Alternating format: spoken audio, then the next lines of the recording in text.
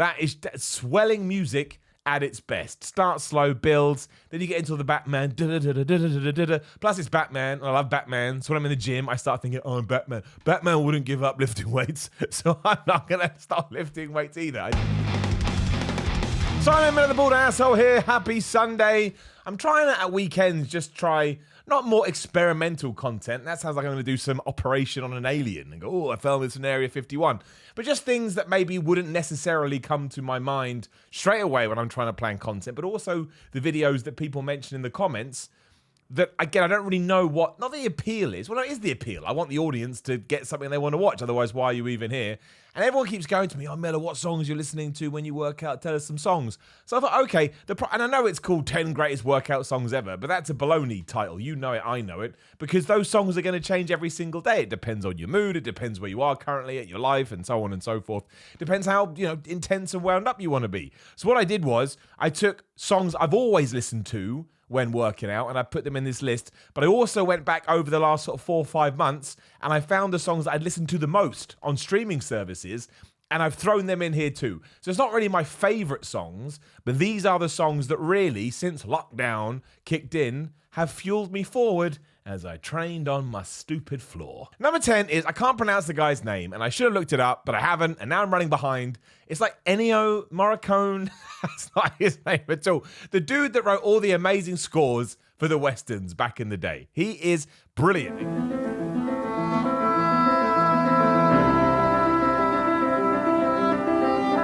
And clearly my respect for him is massive because I can't even pronounce his name. But I am, of course, talking about the Ecstasy of Gold from The Good, the Bad, and the Ugly. Not only is that piece of music the best warm-up, get your head in the game piece of music before you start hitting the gym, but that scene in that movie in general is badass. Clint Eastwood in those movies, oh, I love it so much. And as you're going to find out if you didn't know already, I'm a massive Metallica fan, massive Metallica nerd. And that's the song they use before they perform any gig, and the S&M version of that will make you cry. It's just, when you start working out, you want something that starts slow and then swells and swells and swells and blows up. And every time I hear this, I think so many things. One, I can lift whatever I want. Then I try and realize, no, I definitely have a limit here. But also, two, it just gives me belief and it gives me fire. It is so good. Obviously, for each of these songs, I'll play a little bit, not too much, because this video will get flagged. If you've never heard it, next time you go to the gym, give yourself, it's like 2.5 minutes long, the bit that you need. Just take it in, breathe. Flippin' fabulous. Number 9 is a weird one, but I don't think many people know this band, so I've now turned this into trying to get smaller bands a little bit of notoriety. Who do I think I am? But it's Stabbing in the Dark by, is it 9 Inch Kills, I think they're called. I always get their band name wrong. Sorry, Ice Nine Kills. Ice Nine Kills, ignore me, my brain's going crazy. They are awesome.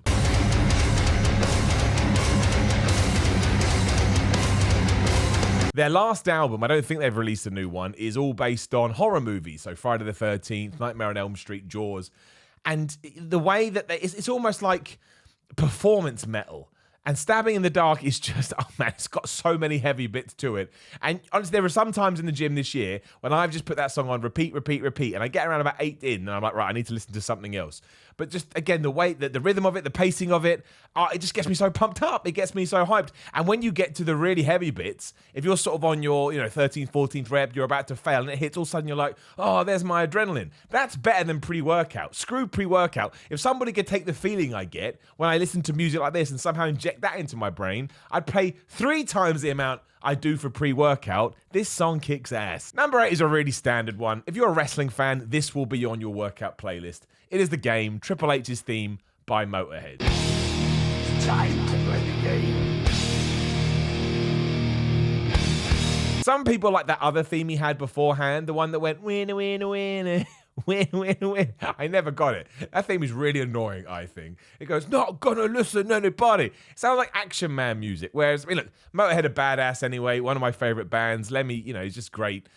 And this is why having licensed music as your wrestling theme is what you should always endeavor to do. If you can afford it, obviously, it costs a fortune. It's just, in the way that Triple H presented it, and when he came out with the lights, and he looked like an absolute giant, and Triple H's the guy that got me lifting weights in to begin with, and he does all the spitting water thing when you have that solo. It's never got old. I remember genuinely, when I started training around about 15 years old, 14, 15, I remember listening to that theme then in the gym, and here I am almost 20 years later, and I'm still listening to it. How could it not be in this list? Why is it number 8? Because I'm a moron. Number 7 is Clenching the Fists of Dissent by Machine Head.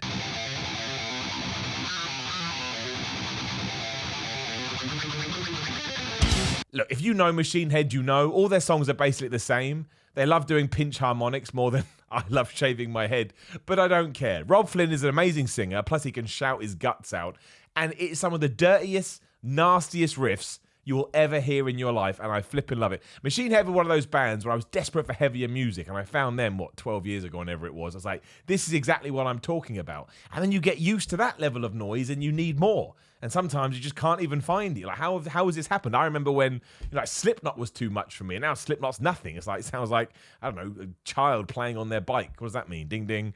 But I just love Machine Head. And this song, it gives you everything you want. It's one of their proper long, epic ones. So you get the heavy bits and you get the quiet bits, and it's up and down, it's left and right. So it kind of ties into your lifting as well. And they're the songs I like the most, as you probably figured out. Songs that just wash over me from nowhere, even though I've heard them 1,000 times, and it actually allows me to get a couple more reps out. I mean, how cool is that? Number 6 is a band I mention sometimes. A few people get it, and few people are like, who is that? I quite like prog metal. When I say quite like, I mean love. They're called Symphony X. There is about 30 songs I could have chosen, but I went for 7.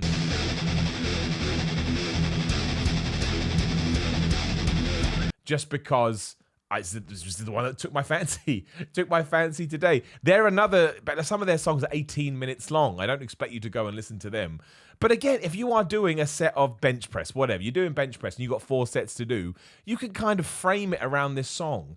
And the whole point of progressive music is it's meant to take you on a journey. That's why they last as long as they do, because you have this bit and that bit and so on and so forth. And they're always singing about Greek mythology and all this nut stuff. But when it gets you at the right time, I can't get enough of it. And I heard Symphony X again around about 20 or so years ago, simply because I loved it. Was the first Metallica album I heard was S&M, and I fell in love with metal and orchestra. So I went looking for all these bands and discovered Symphony X. It's not really metal and orchestra, but they do have a synthesizer keyboard throughout, and that gave me just enough. And Michael Romeo, the guitarist, is ridiculous. Not so much if you don't like wanky guitar. It's literally, but I don't care. I get a massive kick out of it. They have in fact, they haven't got a bad album. They haven't got a bad album. Thank you for fueling my workouts for 2 damn decades. Number 5 ties back into the ecstasy of gold. Dark Knight Rises OST, Why Do We Fall?